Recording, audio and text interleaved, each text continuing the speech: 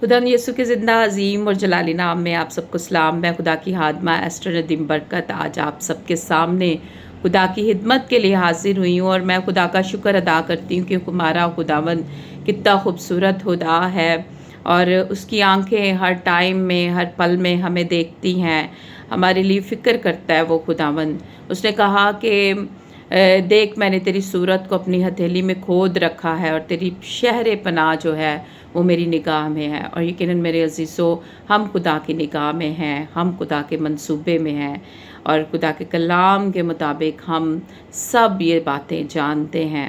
और मैं आपको बताना चाहती हूँ, आज मैं ज़बूर 107 में और उसकी 19 और 20 आयत में देख रही थी कि तब वो अपनी मुसीबत में खुदावंद से फरियाद करते हैं और वो उनको उनके दुखों से रिहाई बख्शता है।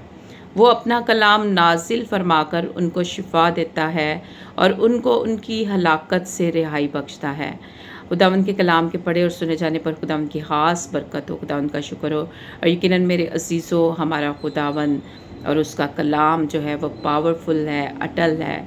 उसकी बादशाही अज़ली अब्दी बादशाही है और यकीनन वो जो कह देता है वो करता है, वो वादों में सच्चा है और वही हर तरह से हम सब की तसल्ली और इत्मीनान का सरचश्मा है। और मैं आपको बताना चाहती हूँ कि जब भी हम अपने खुदा की हुज़ूरी में अपने हाथों को उठाकर फरियाद करते हैं, दुआ करते हैं अपने खुदावंद की हुज़ूरी में, तो वो यकीनन जो ज़िंदा है वो हमारी दुआओं को सुनता है। हमारा खुदावंद सुनने वाला खुदा है, हमारा खुदावंद हमें देखता है, हमारा खुदावंद हमसे बोलता है, हमारा खुदावंद हमसे कलाम करता है।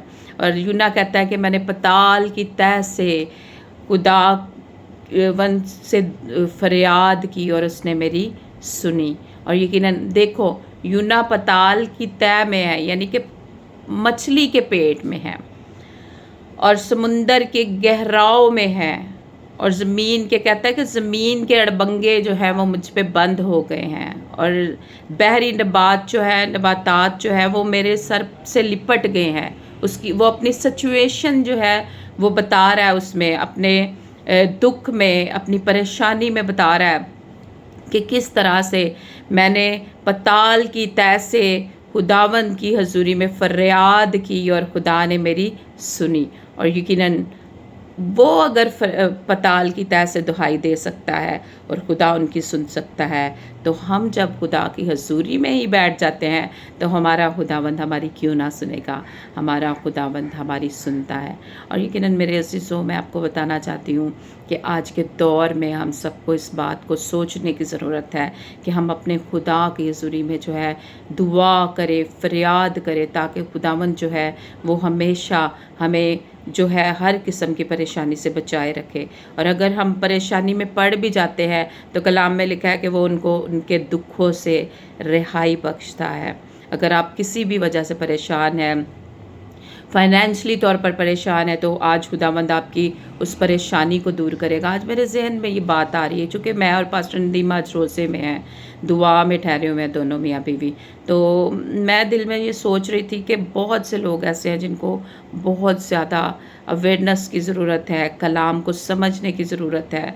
तो जब हम दुख में होते हैं, हम परेशानी में होते हैं, बजाय इसके कि हम उसको सोचते चले जाएं, उस पर कुढ़ते चले जाएं, हम ऐसा करें कि हम खुदा की हुज़ूरी में फरियाद करें ताकि वो हमें हमारे दुखों से रिहाई बख्शे। वो अपना कलाम नाजिल फरमा कर उनको शिफा देता है और उनको उनकी हलाकत से रिहाई बख्श देता है। और यकीनन उसके कलाम में ज़िंदगी है, उसके कलाम में रोयदगी है।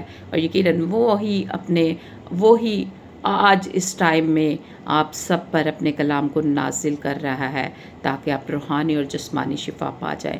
अगर आप अपने बच्चों की वजह से परेशान हैं तो आप उनके लिए दुआ करें। अगर फाइनेंशियली तौर पर परेशान है तो आज उसके लिए दुआ करें कि खुदावंद मेरे हालात बदल जाएं, खुदावंद मैं दूसरों की मदद करने वाला बन जाऊं।